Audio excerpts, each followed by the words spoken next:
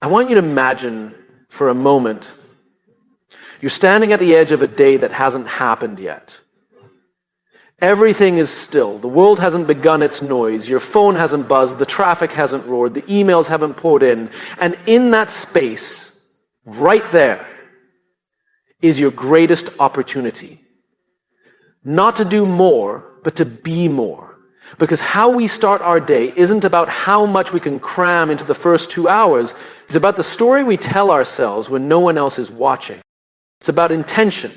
You see, most people ask what to do to be more productive. Some ask how to manage their time better, but very few ever ask why mornings matter. Why wake up early at all? And that's where it begins. Not with tactics, with belief. We live in a culture that glorifies the grind. We wear exhaustion like a badge of honor. But what if we've been misled? What if the real power doesn't lie in how late you can stay up working, but how early you can rise, grounded and clear, before the world demands anything of you? I once met a CEO of a company that had gone through a massive turnaround. When I asked what changed, he didn't talk about systems or profits or personnel. He told me this: I started waking up an hour earlier not to work, but to think. That 1 hour changed everything. I went from reacting to designing. That moment stuck with me, because the truth is, when you wake up early, you're not just getting more hours in your day, you're choosing to live with agency. You're saying, this is my life, and I will not sleepwalk through it. Mornings aren't about time, they're about ownership. Most of us wake up already in a state of reaction. Alarm rings, we snooze. Then we check our phones, we scroll through other people's lives before we've even taken ownership of our own. Think about that. Before your feet even hit the ground, you've handed away your focus, your attention, your energy. But what if your first action of the day wasn't reactive? What if instead it was intentional? Imagine waking up not to an alarm, but to a purpose. Not because you have to, but because you choose to. That shift from obligation to choice is everything. Because when you start your day with clarity, you carry it into every meeting, every conversation, every challenge. That's the mindset. Early mornings aren't just hours on a clock. They're a declaration, a personal stand that says, before the world gets a piece of me, I will give myself a moment of truth. And the truth is, people don't burn out because they're doing too much. They burn out because they're disconnected from why they're doing it in the first place. Waking up early creates space to reconnect, to remind yourself of who you are before the chaos tells you who you should be. Let me ask you something. What would your life look like if the first voice you heard in the morning was your own? Not a notification, not a demand, but your own clear, quiet voice saying, this is the kind of person I want to be today. That's what early mornings give you, alignment. And from alignment comes direction. This is not about becoming a morning person. This is about becoming a mission-driven person. It's not about whether the sun is up, it's about whether you are up, mentally, emotionally, spiritually, ready to lead your life instead of follow it. There was a time when I thought waking up early was just a productivity hack, that it was for elite athletes and CEOs. I thought it was about getting a head start on emails or sneaking in an extra workout. But I've since learned that it's far deeper than that. It's not about doing more. It's about being present before the day pulls you in 100 directions. It's about breathing before performing, being before producing. We've been taught to chase the how and the what, but real leadership, whether you're leading a team, a family, or just yourself, begins with why. Why do I want to rise early? Why does it matter? Why do I want to live this day on purpose? And when you answer that, something changes. Your morning goes from something you endure to something you craft, a canvas, a ritual, a space for becoming. Some of the most grounded, impactful people I've ever met start their day not by running into it, but by stepping into it with reflection, with gratitude, with stillness. Not because they have more time. And that's the invitation, to stop letting the world set the pace for your day, to reclaim the opening chapter of your story every morning. No one else is going to give you that space. You have to take it. It doesn't require a full hour. It doesn't require perfection. It simply requires intention. Maybe it's 5 quiet minutes. Maybe it's a journal. Maybe it's a walk. Whatever it is, make it yours. Because when you start your day grounded in who you are, you become unshakable in what you do. Wake up early not because it's trendy. Wake up early because it's a statement. A quiet, powerful statement that says, I care enough about my life to show up for it fully and awake. And in a world that's always rushing, always reacting, always consuming, what a revolutionary thing it is to pause, breathe, and begin. We talk a lot about leadership. We talk about inspiring teams, building culture, making impact. But the truth is, no title, no position, no authority can make someone a leader. Because leadership doesn't begin when someone gives you a team. It begins when you decide to take responsibility for yourself. Every leader you admire, every person who made a difference in your life, every human being who ever sparked real change, they all had one thing in common. They led themselves first. And that's where waking up early comes in. Because those first moments of the day are not just a routine, they're a mirror. They reflect the relationship you have with yourself. The promises you keep or break when no one else is watching. It's easy to lead when the cameras are on, when people are watching, when the stakes are high. But real leadership shows up in the quiet, boring, often invisible choices. Like whether you choose to get up when you said you would, whether you choose to start your day with intention or drift into it with distraction. No one sees that part. But that's the part that builds trust, not with others, but with yourself. And here's the thing about trust. You can't give it to others if you haven't built it internally first. If you can't lead yourself out of bed in the morning, how can you expect others to follow you into uncertainty? If you can't show up for yourself, why should anyone believe you'll consistently show up for them? Now, it might sound harsh, but it's not meant to shame, it's meant to awaken. Because the greatest act of leadership is not giving a rousing speech or closing a deal.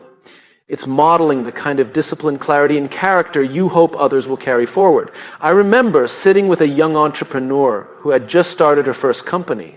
She was brilliant, motivated, full of energy, but her team was unraveling. People were missing deadlines, showing up late. Energy was low. She wanted to know how to inspire them. How do I motivate people, she asked. And I asked her, how are you starting your day? She paused. What do you mean?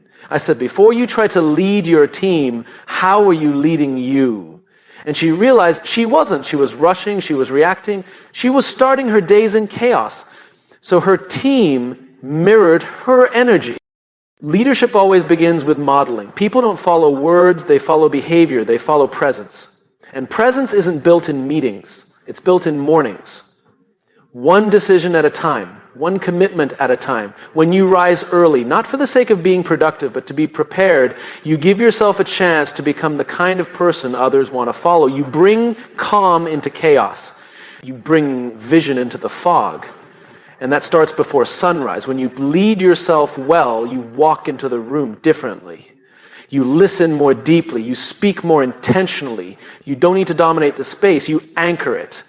People feel that. And yet so many people are trying to skip this step. They want to influence others without first becoming someone worth following. They want results without rhythm, clarity without consistency. But people don't rise because of charisma. They rise because they're grounded. When you wake up early and take time for yourself, whether it's 5 minutes of reflection, 20 minutes of reading, or just sitting in silence, you begin to lead with presence, not panic. You show up from a place of clarity instead of confusion, and people sense that. They trust it. They lean into it.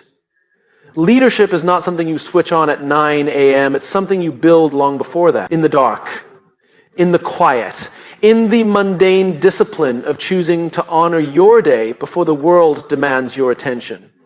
You don't have to have all the answers, but you do have to be the kind of person who is willing to ask better questions. And those questions begin when you ask yourself every morning, who am I going to be today? What kind of leader do I want to show up as? What energy do I want to carry into the world? And if you can't answer that question, don't be surprised when the world answers it for you. That's the tragedy. So many people hand over their day before it even begins. They wake up reactive, they respond to text, check social media, scramble through breakfast. And by the time they walk into a room, they're already drained, already behind, already scattered. But when you lead yourself first, you walk in full. And fullness is contagious. Imagine a leader who walks into the office having already connected with their purpose that morning. Imagine a parent who sits with their child having already found stillness before breakfast. Imagine a coach who meets their team after spending the morning reflecting on what matters most. Those are the people who change lives, not because they're the loudest, but because they're the most aligned. You can't fake alignment. People sense it. And it only comes from daily discipline. Waking up early is not about being superhuman. It's about being intentional. It's about choosing to build your inner world before stepping into the outer one. It's about asking, how can I lead me so I can better lead we? Because leadership isn't a destination, it's a reflection. A reflection of how well you've led yourself. And when you begin your day with that kind of clarity, you don't just change the way you work, you change the way you live. You become the kind of person others don't just want to follow, but trust to lead. And that's where it all begins. Not in the boardroom, not in the office, not in the results, but in the quiet decision you make every morning when no one is watching. Will I lead myself today? This is a sacred part of the day that most people never experience. Not because they can't, but because they've never slowed down long enough to notice it. It's the early hour before the noise begins. Before notifications, before meetings, before traffic, pressure, and expectation flood in. It's the stillness before the storm, and it might just be the most powerful space in your entire day. That space, those quiet hours, are not empty. They are full of clarity, full of breath, full of truth. And yet, in a world addicted to speed, they often get overlooked. We chase momentum, deadlines, and the next thing. But what if the most strategic decision you made wasn't to move faster, but to pause sooner? You don't need more time, you need more presence. And presence lives in the quiet. There's a reason some of the most grounded people you meet seem unfazed by chaos. It's not because their lives are easier. It's because they've learned to find stillness before the storm. They've claimed the early hours as their own, not out of obligation, but out of wisdom. Because they know something most of the world forgets. You can't meet the demands of the day from a place of emptiness. We live in a society that rewards the busy, that celebrates the overwhelmed. But noise isn't a sign of progress. Movement isn't always a sign of meaning. And starting your day with chaos doesn't make you strong, it makes you scattered. Waking up early is not about grinding. It's not about checking boxes. It's about claiming space for your soul before the world tries to rent it out. Think about how most people start their day. They roll over, check their phone, scroll through a feed of curated lives and artificial urgency. Before they even leave their bed, their mind is hijacked. And from that moment on, they're not leading the day, they're chasing it. But when you wake up early and step into silence, something shifts. You meet yourself before the world meets you. And in that meeting, you remember who you are. Stillness isn't weakness. Stillness is strength under control. It's not the absence of activity, it's the presence of intention. Have you ever noticed how your best ideas never show up when you're rushing? They don't come in the middle of frantic emails or multitasking meetings. They come in the shower, on a walk, sitting by yourself with a cup of coffee. Why? Because insight doesn't come through pressure. It comes through space. And space is what the quiet hours give you. When you start your day in stillness, you begin with alignment, not anxiety. And alignment isn't a luxury, it's a prerequisite for impact. I once spoke with a firefighter who said, "You don't rise to the occasion, you fall to your level of training." That stuck with me. And it applies to life just as much as it does to emergencies. You don't rise to the urgency of the day, you fall to the level of your preparation. And there's no better time to prepare than when the world is still asleep. The early hours are your training ground, not just to rehearse your goals, but to reconnect with your values, to remember what actually matters before the to-do list convinces you otherwise. This is not about perfection. It's not about waking up at 4:30 a.m. and meditating on a mountaintop. It's about starting small. Maybe you sit for 5 minutes in silence. Maybe you write one line in a journal. Maybe you walk outside, breathe the morning air, and say, I'm here. I'm alive. And I'm choosing how I show up today. That choice, that simple intentional act is leadership, because stillness doesn't mean doing nothing. It means doing the right thing first. It means listening before speaking, breathing before acting, grounding before charging ahead. And when you develop that rhythm, when you own your quiet hours, you stop being reactive and start being responsive. You move from survival to strategy. You become the calm in the room, not the chaos. People notice that. We've all been in rooms where someone walks in and without saying a word changes the atmosphere, not because they're loud, but because they're anchored. That's not charisma. That's character. And it's forged in the quiet. In a world where everything is urgent, the ability to pause is rare. But rare is where the power lives. The storm is inevitable. Life will throw curveballs. The emails will come. The challenges will rise. But the question is not whether the storm will come. The question is whether you'll meet it from stillness or from stress. You don't need to control the chaos. You just need to stop letting it control you. And that begins in the morning. Before anyone else gets a piece of you, before expectations take over. That's when you set the tone, not just for your schedule, but for your state.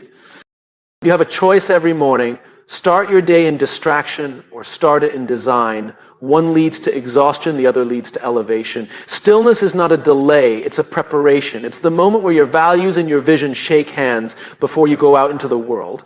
And when you begin your day with that kind of congruence, you walk through the day with integrity. This isn't about productivity hacks. It's about human leadership. And the truth is, you can't lead well if you've never listened. Stillness gives you that listening space, not just to the world, but to yourself. What do I believe? What matters to me today? What kind of energy do I want to bring? What am I committed to, even when it's hard? You don't answer those questions in the middle of a meeting. You answer them in the quiet before the storm. So don't just wake up early to do. Wake up early to be. Be present, be grounded, be aware. Because once the noise begins, it's too late. Once you're in the storm, you don't rise. You return to your baseline. Let that baseline be calm. Let it be rooted. Let it be intentional. And the only way to build that baseline is to own your quiet hours. The world doesn't need more frantic leaders. It needs more anchored ones. People who know who they are before they step into the noise. People who show up clear, not chaotic. Present, not panicked, certain not of every outcome, but of who they're committed to being. And that kind of certainty doesn't come from luck, it comes from stillness. From starting each day with the courage to be quiet. The storm will come, but you will be ready, not because you're the loudest voice in the room, but because you listened first. Confidence is one of the most misunderstood traits in the world. People think it comes from talent, from results, from charisma, but it doesn't. Confidence comes from keeping promises to yourself. It comes from doing the hard thing even when no one is watching, especially when no one is watching. And that's why waking up early is so powerful. It's not about the hour, it's about the act. The decision, the quiet commitment that says, I will show up for me today.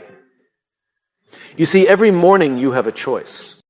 Not just whether to hit snooze or get up, but whether to lead your life or let your life lead you. That choice happens in the first few moments of the day. And those moments are sacred, not because they are convenient, but because they are consequential.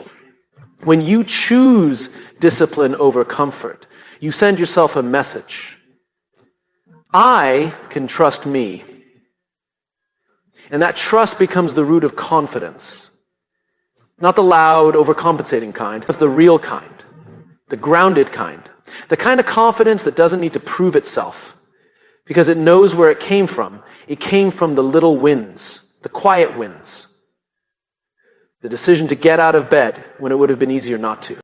And people love to talk about motivation. But motivation is a mood, discipline is a decision. And discipline repeated becomes identity. We don't become who we are in one grand moment. We become who we are in the repetition of our values, the repetition of our standards. And when you win the first battle of the day, the battle between your comfort and your commitment, you remind yourself what you're made of. Think about it. If the first action of your day is to break a promise to yourself, what tone does that set? What story does that begin? That moment, that seemingly small decision, ripples forward into everything else. But when you wake up and follow through, not because it's easy, but because it's aligned with who you want to be, you step into your day with integrity. And that integrity is what makes you powerful. Not perfect, but powerful. I once spoke to a former Navy SEAL who said something that stuck with me. He said, "The alarm clock is your first opponent of the day. If you beat it, the rest of the day gets easier. If it beats you, it owns you." That's not about being extreme, it's about being intentional. Because how you do anything is how you do everything. If you let yourself off the hook first thing in the morning, you're more likely to compromise later. But if you choose discipline early, it becomes a compass. It gives you direction. Discipline doesn't mean rigidity. It doesn't mean you can't rest or that every moment must be optimized. Discipline means you're clear about what matters to you and you're willing to act on it even when you don't feel like it. Waking up early is simply a training ground for that. It's a rehearsal for all the other moments in your life when you'll need to do what's right over what's easy. And each time you do, you build confidence. Not the kind that shouts, but the kind that knows. The world is full of people who look confident but feel lost because somewhere along the line, they traded discipline for convenience. They started outsourcing their direction. They let their phone decide their focus, their schedule decide their values, their circumstances decide their identity. But when you own your morning, you begin to reclaim your identity. You stop living from the outside in and start living from the inside out. Confidence is not found in applause, it's found in alignment. And alignment starts when you decide over and over again to be consistent with your values. And that is what the first hour of the day offers you, a place to practice who you want to become. You don't need to overhaul your life to be confident. You don't need a massive transformation. You just need to win small battles consistently. Because the brain remembers, the body remembers. When you show up again and again, even when it's hard, you build credibility with yourself. And when you believe yourself, you don't need the world to validate you. That's the root of all great leadership, not being the smartest, not being the most talented, being the most trustworthy, starting with the trust you've built internally. We trust people who are consistent, who are grounded, who aren't just reactive, but intentional. And those traits don't start on the battlefield or the boardroom, they start in the bedroom, when the alarm rings, when you make your first choice of the day. So no, it's not about waking up at 5 a.m. because it sounds impressive. It's not about joining the morning club or optimizing every minute. It's about practicing discipline in the quietest moments so that you can carry that discipline into the loudest ones. It's about starting your day with a win so that when the challenges come, and they always come, you're already standing on solid ground.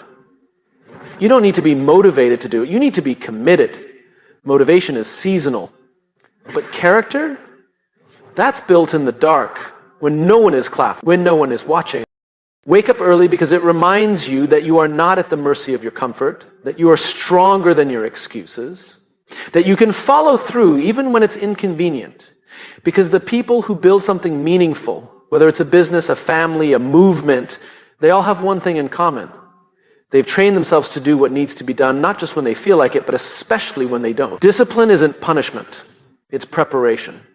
It's not about controlling everything, it's about choosing something on purpose. And every morning you get that chance. Win the first battle. Keep the first promise. Stand for who you say you want to be. Do that again and again, and confidence will no longer be something you chase. It will be something you carry. We live in a world that moves faster than ever before. We wake up to pings, badges, red dots, endless streams of messages and demands. Notifications don't care if you're ready. The world doesn't pause to ask if you've had your coffee, if your mind is calm, or if your heart is in the right place. It just moves.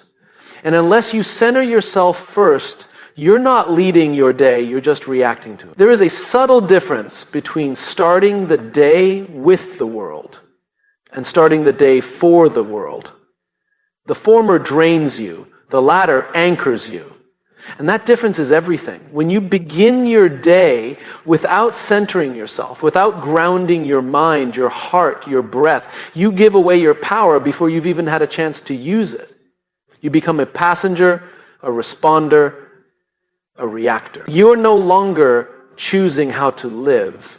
You're being pushed by momentum that isn't yours.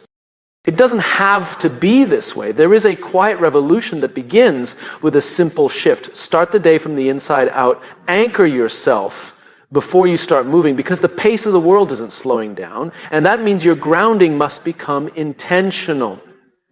People often think the answer is to move faster, work harder, keep up. But speed without clarity is chaos.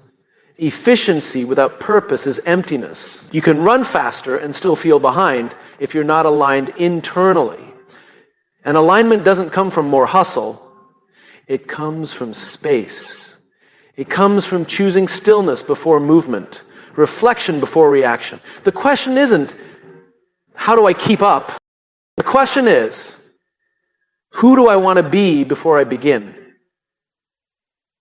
That's the question that the early hours of the morning were built to answer. Before the meetings, before the emails, before the responsibilities of the world start stacking up, you have a window, a brief, beautiful window to find your center.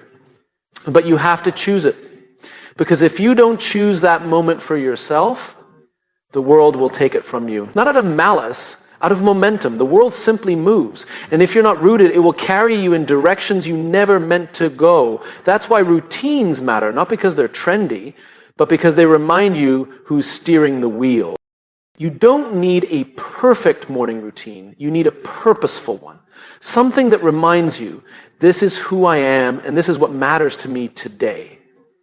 For some, that's sitting in silence. For others, it's journaling, or walking, or praying, or reading. The activity doesn't matter as much as the intention. The discipline of starting your day with something that centers you as a declaration, I am not a slave to the speed of the world. There is power in that. Because here's what happens when you begin from center. You stop being pulled in 1,000 directions. You begin to move with clarity. You listen better. You speak more intentionally. You don't just react, you respond. And that's when leadership begins. That's when impact happens. Have you ever noticed how the most grounded people in the room are often the quietest? It's not because they don't have things to say. It's because they've already said them to themselves. In the early hours, in the silence, in the moments before the noise, they don't need the world to affirm their value because they've already connected to it at the start of their day. They don't need to rush because they're not chasing validation. They're moving from vision, from alignment, from center. And center isn't a place you stumble into, it's a place you build. Brick by brick, morning by morning, choice by choice. You've probably heard the phrase, put your oxygen mask on first. It's cliche, but it's true. You can't serve the world well if you're constantly gasping for air. And centering yourself first thing in the morning is how you put on your oxygen mask. It's how you remember, I am not just a task list. I am not just a calendar. I am not just output. I am a human being with purpose, with values, with breath. And that matters more than anything I'll cross off my to-do list today.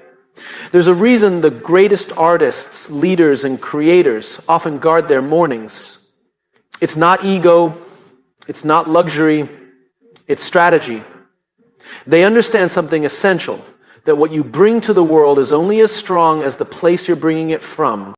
And if that place is reactive, exhausted, and chaotic, your impact will mirror that. But if that place is centered, thoughtful, and present, then everything you do becomes an extension of something deeper. This isn't just about mental health, it's about mission. You cannot fulfill a mission you're disconnected from. And mornings are when you reconnect. When you ask, what matters today? Who do I want to be when things get hard?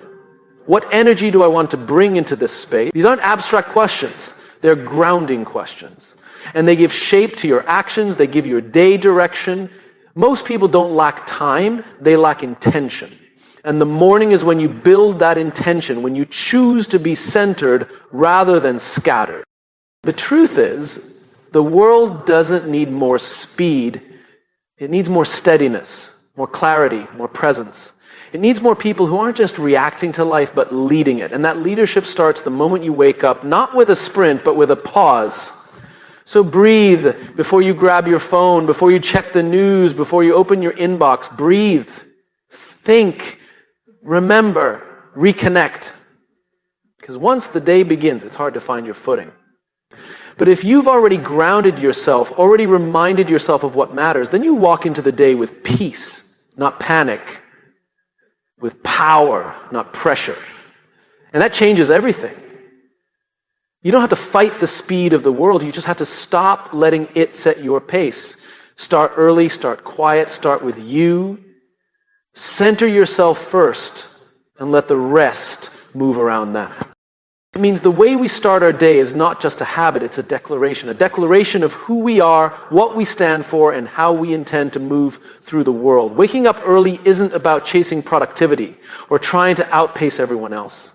It's about reclaiming the one thing we often lose without realizing it, our intentionality. You don't win the day by cramming more into it. You win it by aligning your actions with your purpose, beginning with the first breath, the first choice, the first hour. When you rise early, when you center yourself before the noise, when you choose discipline over ease, you're not just preparing for the day, you're shaping your identity. You're becoming the kind of person who leads from within, not from reaction. The kind who keeps promises when no one's watching. The kind who walks into a fast world with a calm soul. And that's what the world needs more of. Leaders who are grounded, not just driven. People who move with clarity, not just speed. Voices that echo with depth, not just volume. So tomorrow morning when your alarm rings, remember, it's not just the start of a day, it's the start of a decision. A decision to lead yourself before you lead anything else. A decision to create space before stepping into noise. A decision to become, not just to do. Wake up early. Start your day right. Not because you have to, because you believe in who you're becoming.